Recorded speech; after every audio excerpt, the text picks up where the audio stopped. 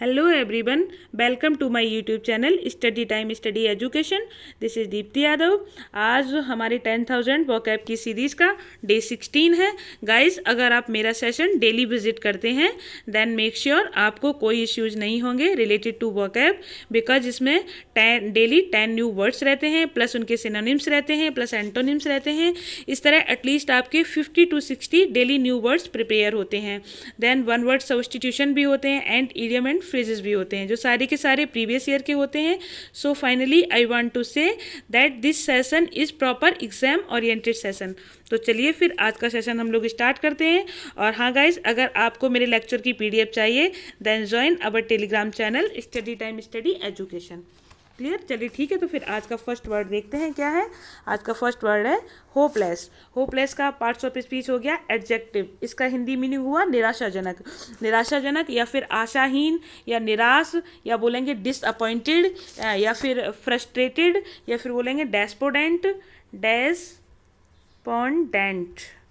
डेस्पोंडेंट या फिर बोलेंगे शॉम्बर, SOMBRE, शॉम्बर. ठीक है. और हो जाएगा डेस्परेट. हो जाएगा डेस्परेट मीन्स होता है बेकरार, मायूस या फिर निराश. और इसका डिजेक्टेड मीन्स हो जाएगा उदास या फिर निराश, आशाहीन. और ऑप्टिमिस्टिक मीन्स होता है आशावादी, जो आशा करता हो. ठीक है. तो क्या बोलेंगे? ऑप्टिमिस्टिक मीन्स आशावादी. एग्जाम्पल है Rajesh looked at him in mute hopeless appeal, यानी कि राजेश ने उसकी तरफ देखा कैसे? इन म्यूट होपलेस अपील में.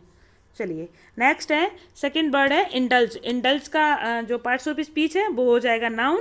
और इसका हिंदी मीनिंग हुआ लिप्त होना. लिप्त होना या आसक्त होना, या बस एक ही चीज़ के बारे में सोचना हमेशा, तो उसको कहेंगे इंडल्ज. पूरी तरीके से डूब गया हो कोई किसी में. और give oneself up to, यानी कि इसका मतलब हुआ धुन सवार होना, किसी चीज़ के लिए डिवोटी होना. क्लियर? और गिव वे टू मीन्स भी हो जाएगा किसी चीज़ के लिए डिवोटी होना या धुन सवार होना या आसक्त होना या लिप्त होना. और इसका एंटोनिम है स्टिफल. स्टिफल मीन्स होता है दबाना या दम घुटना या किसी चीज़ से दूर भागना. क्लियर? एग्जाम्पल हो जाएगा at a time the crown prince was able to indulge to the full his personal states, यानी कि जो एक समय में एक राजकुमार है ना, एक समय में राजकुमार अपनी व्यक्तिगत रुचियों को पूरा करने में लिप्त था. क्लियर? चलिए नेक्स्ट वर्ड है आपका थर्ड वर्ड है एंटरटेन. एंटरटेन की पार्ट्स ऑफ स्पीच क्या हुई? ये वर्ब है. इसका हिंदी मीनिंग हुआ ध्यान रखना, या फिर कहेंगे मन बहलाना, या सत्कार करना, या फिर डिग्निफाई, DIGNIFY, डिग्निफाई, या फिर हो जाएगा ग्रीट. और हो जाएगा रिस्पेक्ट. ठीक है.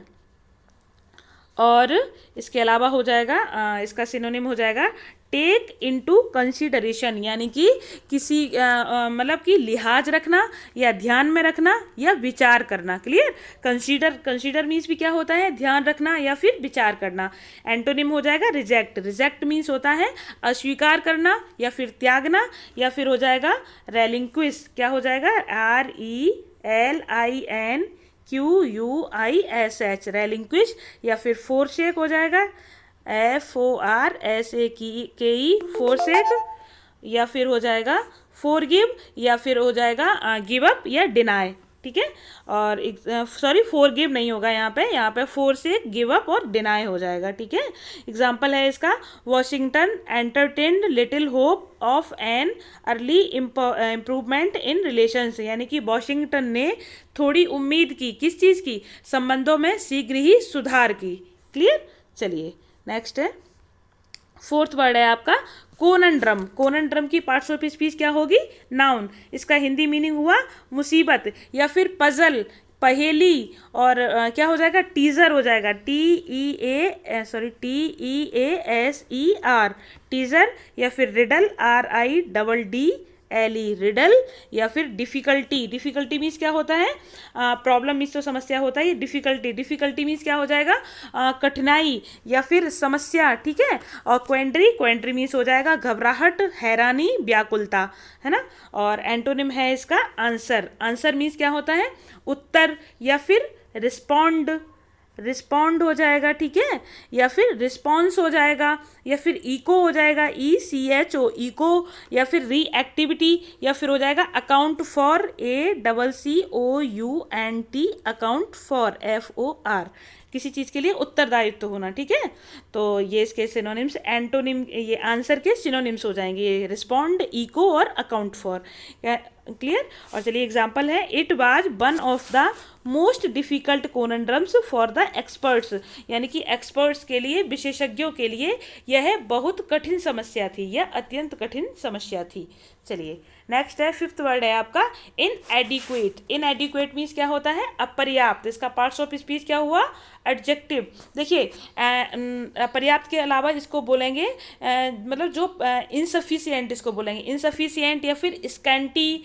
देखिए इनसफिशिएंट की स्पेलिंग बता देती हूँ, INSUFFICIENT, इनसफिशिएंट, ठीक है। और स्कैंटी की हो जाएगी SCANTY, स्कैंटी। और इनएप्ट, INAPT, इनएप्ट या फिर इनएप्रोप्रिएट। क्लियर, ये इसके सिनोनिम और भी हो जाएंगे। और उसके अलावा इसका, हाँ, इनसफिशिएंट यहाँ दिया भी हुआ है, और डिफिशिएंट और स्कैंट। डिफिशिएंट और स्कैंट इसमें भी क्या होता है, अभी बताया था मैंने आपको, अपर्याप्त, या फिर इसको एक और चीज़ बोल सकते हैं यहाँ पे, इन्फीरियर, INFERIOR। क्लियर। चलिए अब इसका सिनोनिम, एंटोनिम क्या हो जाएगा, एडिक्वेट। एडिक्वेट मीन्स होता है पर्याप्त, सफिशिएंट। क्लियर। एग्जाम्पल हो जाएगा, these levels prove to be wholly inadequate, यानी कि ये जो लेवल हैं ये पूरी तरीके से अपर्याप्त साबित हुए हैं। चलिए नेक्स्ट देखते हैं। नेक्स्ट है, सिक्स्थ वर्ड है आपका हर्ड। हर्ड का जो पार्ट्स ऑफ स्पीच वो क्या है, वर्ब। हिंदी मीनिंग हुआ इसका देखभाल करना, लुक आफ्टर, ध्यान रखना। क्लियर। टेक केयर ऑफ, जैसे हम लोग फ़ोन रखते हैं तो, या किसी पे व्हाट्सअप मैसेजिंग करते हैं तो लास्ट में बोलते हैं ना टेक केयर ऑफ, यानी कि अपना ध्यान रखना, ठीक है। Take care of yourself बोलते हैं वहाँ पे। कीप, ये सारे इसी के सिनोनिम्स हो जाएंगे। और एंटोनिम हो जाएगा इसका नेग्लेक्ट, ठीक है। नेग्लेक्ट मीन्स होता है उपेक्षा, उपेक्षा करना, या अनादर करना, या अवज्ञा करना, या डिसरिगार्ड, DISREGARD, डिसरिगार्ड, या फिर स्लाइट, SLIGHT, स्लाइट। क्लियर। चलिए एग्जाम्पल क्या हो जाएगा, दे लिव बाय हर्डिंग रैंडीर, ठीक है, वो कैसे जी रहे हैं, हिरन की देखभाल करके वो जी रहे हैं, जीवित हैं। चलिए नेक्स्ट है, सेवंथ वर्ड है आपका प्रोग्रेसिव। प्रोग्रेसिव की पार्ट्स ऑफ स्पीच क्या है, ये एडजेक्टिव है। इसका हिंदी मीनिंग हुआ प्रगतिशील, यानी कि प्रगतिशील होना, उन्नतिशील, आगे की ओर बढ़ने वाला, या फिर ऑनवर्ड। ऑनवर्ड भी इसका सिनोनिम हो जाएगा, ऑनवर्ड, ठीक है। और इसका हिंदी और क्या हो जाएगा, मॉडर्न भी इसका सिनोनिम हो जाएगा, लिबरल एंड एडवांस्ड, ये सी बना हुआ है यहाँ पे, ADVANCED, एडवांस्ड हो जाएगा। एडवांस्ड मीन्स होता है उन्नति किया हुआ, या फिर रेज्ड, RAISED, रेज्ड, या फिर प्रोजेक्टेड। क्लियर। और फिर इसका एंटोनिम हो जाएगा कंजर्वेटिव। कंजर्वेटिव मीन्स होता है रूढ़िवादी या पुराने ज़माने का, या इसको एक और चीज़ बोलेंगे पेडेंटिक बोलेंगे, PEDANTIC, पेडेंटिक, या फिर बोलेंगे इलिबरल, यानी कि ILLIVERAL, इलिबरल। क्लियर। और चलिए एग्जाम्पल देखते हैं, he owns the most progressive art school, यानी कि वह कौन है, वह आर्ट स्कूल जो सबसे ज़्यादा प्रोग्रेसिव है उसका कौन है, मालिक है वो, ठीक है। चलिए नेक्स्ट है, एट्थ वर्ड है आपका हैवक। हैवक मीन्स, हैवक के पार्ट्स ऑफ स्पीच है नाउन। इसका हिंदी मीनिंग हुआ अव्यवस्था, या फिर इसका और भी हिंदी और भी होता है, नाश होता है, विध्वंस होता है, डिस्ट्रक्शन बोलते हैं, DESTRUCTION, डिस्ट्रक्शन, या फिर बोलेंगे डिजास्टर, या फिर रेवेज बोलेंगे, RAVAGE, रेवेज बोलेंगे। क्लियर। और इसके अलावा क्या हुआ, डिसऑर्डर। डिसऑर्डर मीन्स होता है अव्यवस्था, ठीक है। केओस, केओस मीन्स होता है अव्यवस्था या अराजकता, एनार्ची। डिसरप्शन, डिसरप्शन मीन्स होता है दरार, रिफ्ट, या फिर लीक, ठीक है, इस तरीके से ये इसके सिनोनिम्स हो जाएंगे। एंटोनिम है इसका पीस, पीस मीन्स होता है शांति। क्लियर। एग्जाम्पल है if they were not at school, यदि वो स्कूल में नहीं थे, they had be breaking havoc in streets, तो वे क्या सड़कों पर कहर बरपा रहे थे या कहर बरसा रहे थे। क्लियर। चलिए नेक्स्ट है, 9th वर्ड है आपका पीक। पीक का पार्ट्स ऑफ स्पीच क्या है? एडजेक्टिव। इसकी हिंदी मीनिंग हुआ अधिकतम, मैक्सिमम। ठीक है, ये इसका क्या है? एडजेक्टिव। अगर एज अ नाउन देखते हैं तो इसका हिंदी मीनिंग हो जाएगा टॉप, चोटी, या फिर किसी चीज़ की नोक, या टॉप, या वर्टेक्स, वर्टेक्स BERTEX, वर्टेक्स, या फिर क्या हो जाएगा? पिनेक्कल, PINNACLE, पिनेक्कल, है ना, या मतलब चरम सीमा पे। बोलते हैं ना कि अब हमारी जो प्रिपरेशन है वो एक पीक पॉइंट पे है। ठीक है, चरम सीमा पे है, मैक्सिमम है। तो जब हमारी तैयारी, जब हमारी प्रिपरेशन है पीक पॉइंट पे होगी, तो वहाँ पे क्या हो जाएगा? हमारा कोई भी एग्ज़ाम है वो आराम से क्वालिफाई हो जाएगा। तो वही है। ठीक है, सिनोनिम हो जाएगा मैक्सिमल एंड टॉप। देखिए, मैक्सिमल मीन्स होता है अधिक से अधिक, या फिर ज़्यादा से ज़्यादा, या फिर अटमोस्ट, UTMOST, अटमोस्ट, या फिर बोलेंगे greatest, GREATEST, greatest. Clear. Antonym हो जाएगा मिनिमम, मिनिमम मीन्स हो जाएगा कम से कम, या फिर न्यूनतम, या फिर एटलीस्ट बोलेंगे। क्लियर।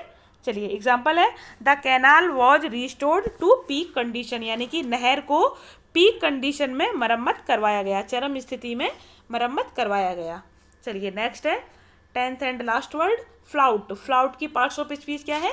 ये वर्ब है, इसका हिंदी मीनिंग हो गया अवज्ञा करना, यानी कि किसी चीज़ को टालना। ठीक है, उसको इग्नोर करना, किसी चीज़ को अवॉइड करना। डिसओबीडियंस, या फिर डिसरिगार्ड, डिसफेवर, इन अटेंशन, या फिर आयरनी, ये इसके क्या हो जाएंगे? सिनोनिम हो जाएंगे।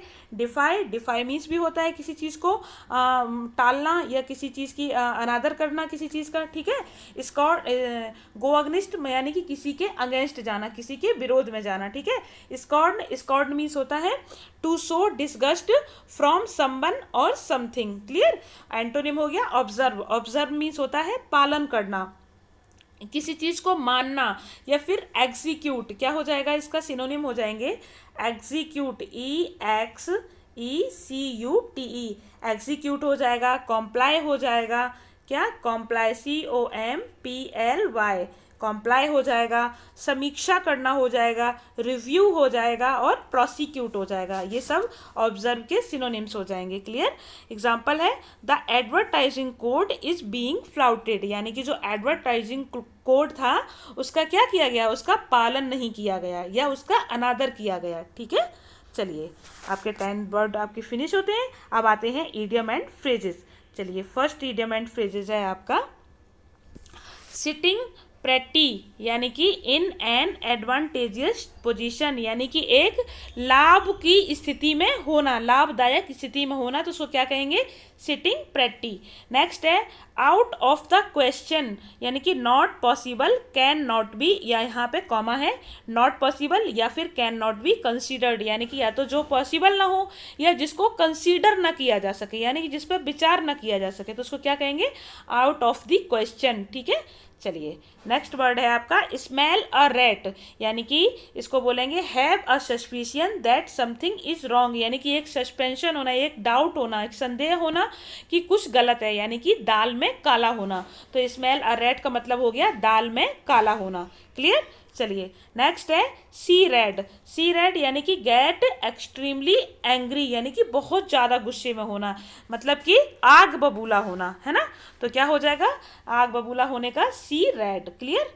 चलिए नेक्स्ट है the pros and cons of something, तो किसका क्या हो जाएगा? The plus and the minus points, यानी कि किसी भी चीज़ की नफ़ा या नुकसान होना। ठीक है, प्लस या फिर प्लस पॉइंट या फिर माइनस पॉइंट। ठीक है। चलिए नेक्स्ट है आपका cut someone to the quick, यानी कि टू हर्ट वंस फीलिंग, यानी कि किसी की फीलिंग्स को, किसी की भावनाओं को हर्ट करना, किसी की भावनाओं को चोट पहुंचाना, तो क्या कहेंगे? Cut someone to the quick. Clear. चलिए नेक्स्ट है रैट रेस, यानी कि चूहे की दौड़, तो क्या?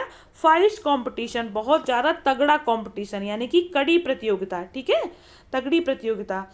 नेक्स्ट है take someone for a ride यानी कि डिसीव समवन यानी कि किसी को धोखा देना, तो वहाँ पे क्या कहेंगे, take someone for a ride. Clear. चलिए अब आते हैं आपके वन वर्ड सब्स्टिट्यूशन। चलिए वन वर्ड सब्स्टिट्यूशन देखते हैं।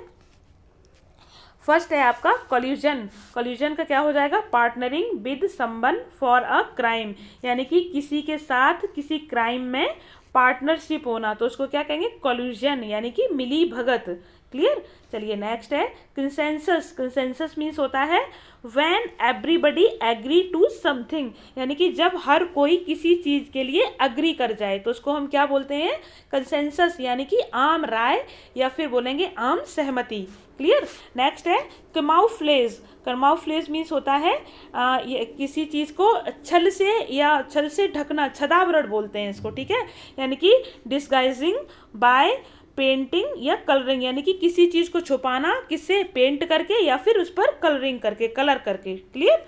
चलिए नेक्स्ट है आपका डोमिसाइल। डोमिसाइल मीन्स होता है प्लेस ऑफ परमानेंट रेजिडेंस यानी कि वह स्थान जहाँ के आप हमेशा परमानेंट निवासी हो। ठीक है, तो उसको क्या कहेंगे, डोमिसाइल बोलेंगे। क्लियर। नेक्स्ट है एमिग्रेंट। एमिग्रेंट का क्या हो जाएगा, लीव्स हिज कंट्री टू गो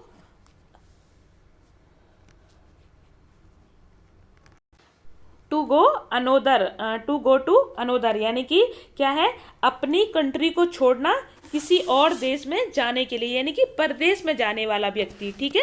यानी कि जैसे हम लोग के यहाँ इंडिया के लोग यूएसए जाते हैं, कनाडा जाते हैं, है ना, और सिंगापुर जाते हैं, जॉब करने जाते हैं, तो हम लोग उनको क्या बोलेंगे, इमिग्रेंट बोलेंगे। ठीक है।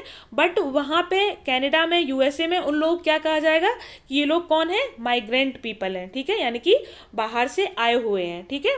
और हम लोग उनको बोलेंगे कि ये इमिग्रेंट है यानी कि यहाँ हमारा देश छोड़ के कहीं और देश में, किसी और देश में चले गए हैं। ठीक है। नेक्स्ट है कॉम्प्लेसेंट। कॉम्प्लेसेंट मीन्स क्या होता है, satisfied with his on achievements यानी कि जो अपनी अचीवमेंट से सेटिस्फाइड हो गया हो, संतुष्ट हो गया हो, तो उसको क्या कहेंगे, कॉम्प्लेसेंट यानी कि आत्मसंतुष्ट। ठीक है। नेक्स्ट है कंटेम्पोरेरी। कंटेम्पोरेरी मीन्स होता है बिलोंगिंग टू द सेम इरा यानी कि सेम जो क्या हो, जो सेम इरा यानी कि समकालीन बोलेंगे इसको। ठीक है, जो सेम इरा का हो, कंटेम्परेरी। ठीक है। नेक्स्ट है क्रेडिबल। क्रेडिबल मीन्स होता है that which appears to be believable यानी कि वह चीज़ जिस पर हम भरोसा कर सकते हो, जिस पर हम जो भरोसा करने योग्य हो, विश्वास करने योग्य हो, तो उसको क्या कहेंगे, क्रेडिबल बोलेंगे। क्लियर। चलिए आई होप आपको ये मेरा सेशन पसंद आया होगा। अगर पसंद आया हो तो प्लीज़ लाइक एंड शेयर कीजिएगा और चैनल पर नए हो तो प्लीज़ सब्सक्राइब कीजिएगा। Thank you so much.